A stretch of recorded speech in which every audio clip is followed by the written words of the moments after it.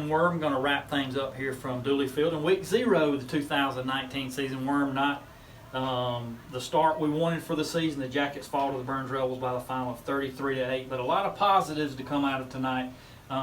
Even though you lost, you played a really good team and a lot of sparks and a lot of things to build on as we move throughout the season. A lot of positives, a lot of mistakes. And, you know, we lost a lot of key players in some key positions. Plugged those freshmen and sophomores in, and you could tell a lot of mistakes. But once again, Jeter looked good at quarterback at times. Stays in the pocket. Got the running game going a little bit. Got some work to do up front, but defense, they played exceptional tonight, especially on the defensive line. They did kind of run out of gas. Byrnes gets an early touchdown. Braylon Johnson, who had a big night for the Rebels, caught a touchdown pass. Then the defensive line made a huge play, got the safety. Worm, the Jackets get the ball back. A nice little drive, 5-play, 42 yards. The sophomore running back, Israel Rhodes, goes in for the touchdown, and the Jackets lead 8-7 with 5:31 to play in the first half. Great momentum going into the end of the first half. Locker room coaches told them, say, look, everything they've gotten, we've caused it. Bad mistakes, so, you know, get a lot of positives coming out of the locker room, a lot of momentum. Then we kind of ran out of gas there in the third quarter. Yeah, Byrnes does answer and takes a 13-8 lead into halftime.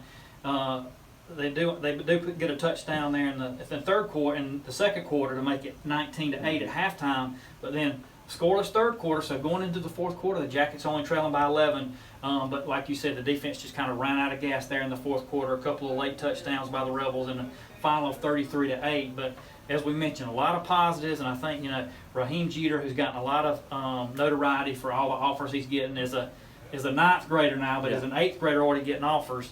Although he didn't have spectacular numbers, I thought you're right on point. He showed a lot of poise, a lot of command of the offense, under a lot of duress most of the night. But I think he's going to be a special player down the road for the Yellow Jackets. Once we get our offensive line, Eric Garrett plugged back in there, and some guys moved around to their right positions. It's going to give him a little more time to get back there and do his work. Great receiver, got a great receiving core. They showed some brilliance tonight.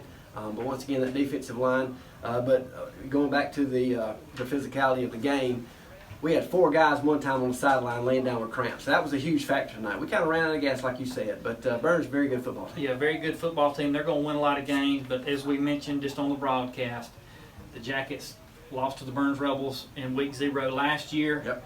In the first weekend in December, they were in Williams-Brice Stadium, and I know that's what Coach Young's goal is, and that's what this community's goal is. So there's a lot of football left. Don't give up on these guys. A lot of great players still out there, and a lot of great coaches, and so there's bright things still in the future for this Yellow Jacket team. But they fall tonight 33-8 to the Byrnes Rebels. We're going to wrap it up for Worm. This is Satch. Good night from Dooley Field.